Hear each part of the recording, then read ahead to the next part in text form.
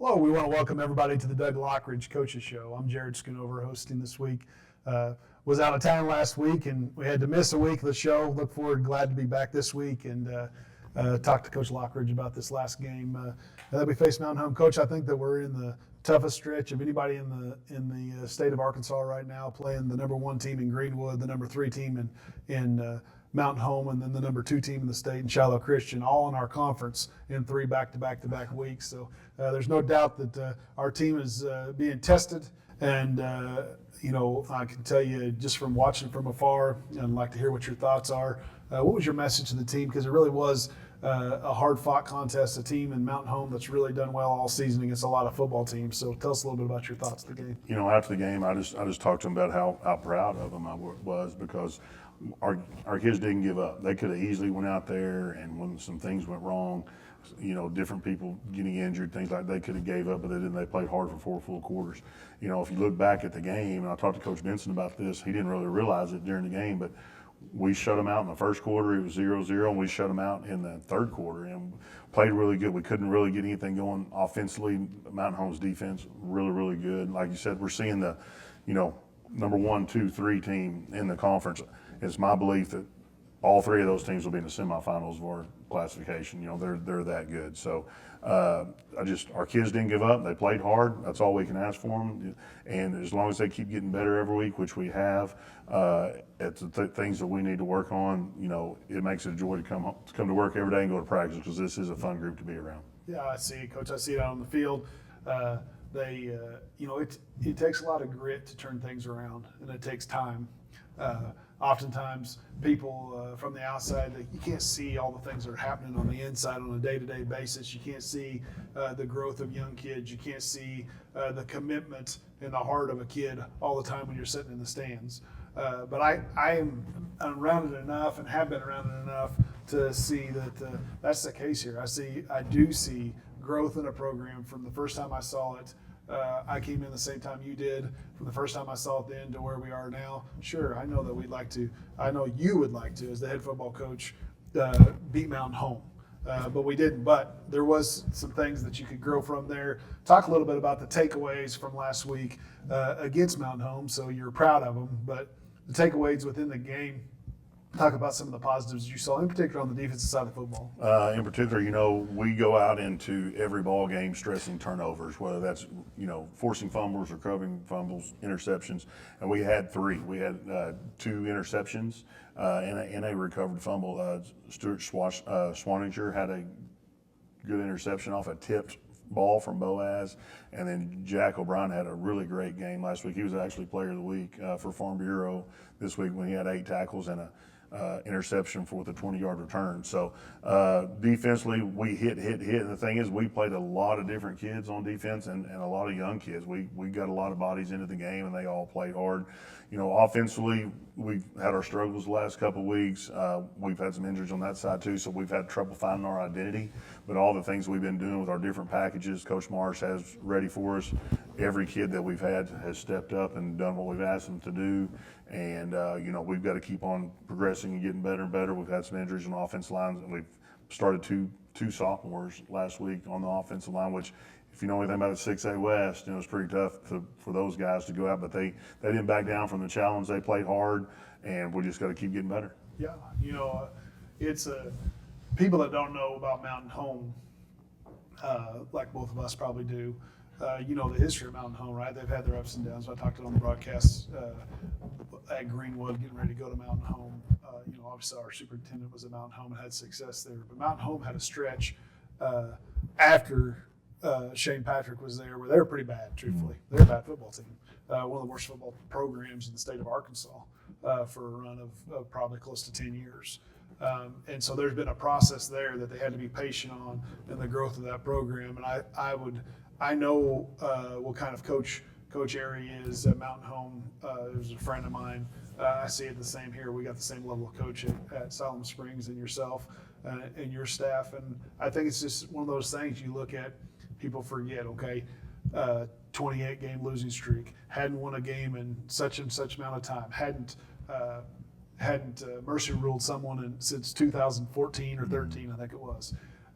So you're seeing these steps and these growths. It just takes time. You're still, when you play the number 1, number 2, number 3 team of the state, you're going to take some lumps. Yeah. It's just what it is. You know, and you want to go out there and you want to compete, which our kids did this last week, in particular on the defensive side of football. I agree with you. I think the injuries can play a role, but you look at the growth of the team, consistent growth of the team. Everyone just needs to be patient and understand that it is a process. Talking about the number 3, talking about number 1, number 3, number 2 team this week in Shiloh. How do you build on that? Because I think that everything is an opportunity. You know, when you play teams, we talked about that against Greenwood, playing the number 1 team of the state, it's an opportunity. So what are the positives you take? Let's not focus necessarily on the negatives. What are the positives you take from playing the top 3 teams in the state 3 weeks in a row? Well, each one of those teams are different. So the schemes that our staff gets together to go and play these teams obviously sharpens us with the different things we're going to see down the road. So when we're seeing the best teams and have to play this scheme or that scheme or run this play or that play, it is making us better for the games down the road, obviously. But you know, it's allowed different players to get into different games because of the packages that we have. You know, obviously Shiloh's a different offense than Mountain Home, and so on and so forth. So with the things we're doing, it's allowed us to get more players on the field. It's to develop more backups to get ready in case someone goes down, you know, and all those things. So just each week in the challenge it presents allows us to do lots of different things and lots of moving parts within our program. Talk a little bit about, you mentioned Jack was your player of the game this last week against Mountain Home. Talk about Jack and just the progression of, I've watched him here this season. I don't have just from my position as central office and HR director, I don't have a personal relationship with the kids over at the school, but I get to watch him go up top and have seen that young man progress as the season from the scrimmage to where he is now. I've seen great progression in him. Talk a little bit about Jack and just what he's done this season, Well, in particular against Mountain Home. Jack was a returning all-conference player from last year, where he led us in interceptions last year during the season as a junior. And we felt as a staff over the offseason we was going to look at him in a different spot. We moved him to what's called our shard position, which is our hybrid linebacker type thing, because we had a little depth at safety. So he started out the season with that. The last couple of games he's played safety, and I think he's really kind of back in the spot he's more comfortable with. And I think you're seeing a lot better games out of him right now and a lot better tackling and breaking on the ball because he's kind of back to what he was doing. So we probably outcoached ourselves on some things like that. But he's just a fun kid to be around. He's a competitor. He wants to win. He hates to lose. But you know, he keeps coming to practice every day, and we do the things that we can do to try to make him a better player and a better human being. Yeah, I see it. You know, I always feel like I'd rather have a kid that you go pull the leash back a little bit than I'd have to push him to turn up a gear. And Jack's not a kid that you have to ask him to turn up a gear. No. He plays hard all game and every game. I appreciate watching him out there through this first 2/3 of the season. Now moving forward, playing number 2 team in the state, Shiloh Christian, just down the road here in Springdale. Talk a little bit about Shiloh and what we're going to see at Shiloh. Well, you know, Shiloh gives us a different challenge. Like we said, you know, they're known for throwing the football, and they do a great job with that. Defensively, they're pretty unorthodox. You know, they're one of those teams that gets up there and moves everybody around. You can't ever tell where they're coming from, stem their coverages, things like that. So our staff is doing a good job trying to go in, attacking this game plan with the things that they do to try to put them in a bad situation. You know, just well coached team, really good players. But, you know, they're a team that sometimes starts out slow. So we're hoping we can go take advantage of that early in the ball game. We did that last year and kind of got after them. And so we're hoping that going into this week at Shiloh Christian, we can kind of give them some problems early. Yeah, no, that sounds great. I like the mindset. We know that Shiloh is going to be a team that has got some skill. They're going to flip that ball around like Shiloh does, and it's going to be a good test for us, a good contest. Talk a little bit. So moving in, here we are. We've got 3 games left in the season. Talk a little bit about guys that have kind of become leaders of this football team, guys that you've seen grown into that role. Some guys, I'm sure, that had leadership roles at the beginning of the year, but as a season, leaders are formed throughout the season. There's no doubt about that. So talk a little bit about the leadership of the team and some guys you've seen really grow. Well, you hope every year that your seniors are your leaders, but we've got them in all different age groups coming through. Defensively, just right off the bat, Boaz Benson comes to mind with what he's done, not only on defense but on the whole team. He's been our leading tackler on defense. If you watch special teams, he's our deep snapper, and he's the first one down every time to make the tackle. This last game, he had to step in at quarterback, which we had packaged him at quarterback this year, but he pretty much got the whole playbook the second half because we had kind of worked him this summer on some 7-on-7 things. So he's been a real big leader for us to step up. Jackson Anderson, Cole Pittman. Jackson got hurt the last game, but he's been kind of our spiritual leader all through this season. Cole Pittman has stepped up at safety and had a really, really good season for us this year, and we're excited about him. And he's really transformed into a really good football player as well.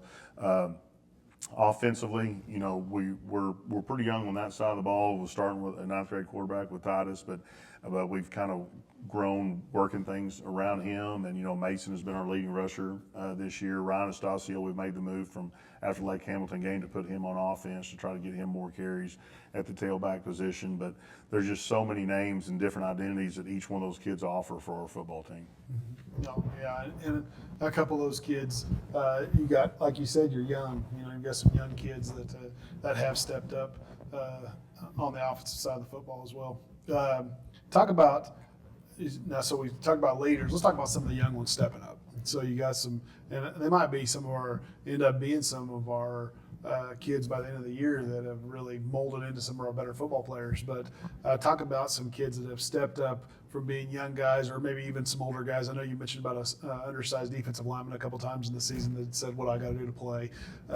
But you got your Stoloviches over there at guard that's just a sophomore. Talk a little bit about the guys who are stepping up and growing. Well, we in our Monday meeting we talked about how football is the ultimate team sport, and because you've got to have 11 guys that work together on each side of the ball and special teams to make us go. And when we have injuries and things like that happen, or someone's not performing as well as they can, we have to make changes. And one of the hardest things to do is to be a senior and to not be starting as a senior. And we've got a couple of those guys that weren't starting early. They were backups, but they stayed with it. Jackson Dobbs and Nixon Gomez were two guys right off the bat I can think of that weren't starting or had some injuries and things like that, and they have stayed with it, and now they're starting. Jackson had a really good game last week against Mountain Home. Nixon came in and had a saving tackle on a 4th down, which made a big play.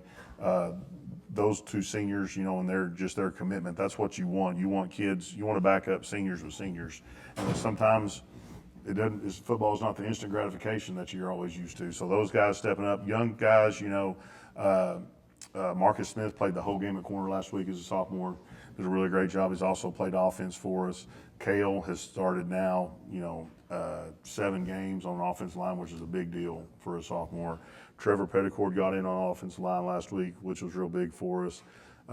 Adam Turner and Jaden Coleman and Dean Floyd are some other guys that have stepped up as sophomores. Dean playing Mike linebacker and Coleman being a kickoff returner and a tailback and a linebacker. So just lots of names of those young guys that are in that sophomore class, which is going to make us better in the future. Here we are. We talked about kids stepping up. This week, obviously, we're going to have some kids step up. And one of the things I always found as far as a coach, there's always variables. We talked about the trip to Lake Hamilton. How do you grow from a trip? I think that there's always things learned. This week, there's a variable thrown at you. Your normal practice schedule is, Monday is your walkthrough day. You're basically putting out the game plan, getting the scouting report to the kids. Tuesday, Wednesday usually are your big practice days. Thursday is your polish day. We always call it perfect Thursdays. But this week's going to be a little bit different because of weather. So there's been some things switched up. So talk a little bit about this week, just the layout of the week for your program, top to bottom, and just the kind of how you prepare for that. Well, coming into work yesterday, with the weather forecast and everything, there was a lot of buzz going around the state about, Friday night weather. It was supposed to be a lot of rain, downpour, and maybe some severe weather and thunderstorms with lightning. So some of the teams and administrators got together in the area and moved some of the games. Some did not, just trying to figure out what was best for them. But our administration got together and decided we're going to move ours to Thursday night, but we're going to do it 7:30 because we had to move some junior high games, stuff like that. But that really kind of put a wrinkle in the week. You know, we had practiced Monday and practiced early Tuesday, so today's a normal day for us. So we'll have to rearrange tomorrow a little bit and prepare for a game day travel as well. So one of those things you just got to do it on the run. But our kids are ready. We're in week 7. Pretty much when you get to this time of year, it's trying to do the things that you do and just get better at them. So we were able to adjust the schedule and where we can just go right into game day tomorrow. Yeah, and I like that. I like that mentality. I know that's the mentality you'd have. Last couple questions. Here we are. We're going into the last quarter of the season, basically last little over a third of the season, and talk to us a little bit about how you look to grow with the football program, how you're going to use this last quarter of the season to springboard into the future of the program, and what you're looking for these last 3 games. Well, these last 3 are very important. There's a lot of season left right now. Our conference is top heavy with a couple of teams at the top, but there's a lot going on from the 4 seed down. So with these last 3 weeks, there's a lot going on. There's a lot of teams that hadn't played some of the teams that we've played the last 3 weeks, which is going to make it look a lot different. So that's what we've been talking about with our kids is, you've got to get to the last part of the season and get there mentally and physically right, just because we can shake some stuff up toward the end of the season. So, we're going to go play Shiloh this week and do our best and get after them and, reap the benefits of a great week of practice. And then next week we're going to come back and get ready for Russellville, which is senior night. It's always a big deal to play your last game in your home stadium. So to be able to do that with here against Russellville, a team, that has not won a game this year that we think we can get after. And then, after those 2 games, you got a chance at the end of the season to win a game and get in the playoffs. So lots left to play for. We've really worked real hard on keeping the kid focused one game at a time, but also knowing that there's a future with the end of the season. Yeah, no, I like it. One of the things that you have to look at, obviously we're focused on Shiloh Christian, but there really is, you look at the big picture as coaches, you always do.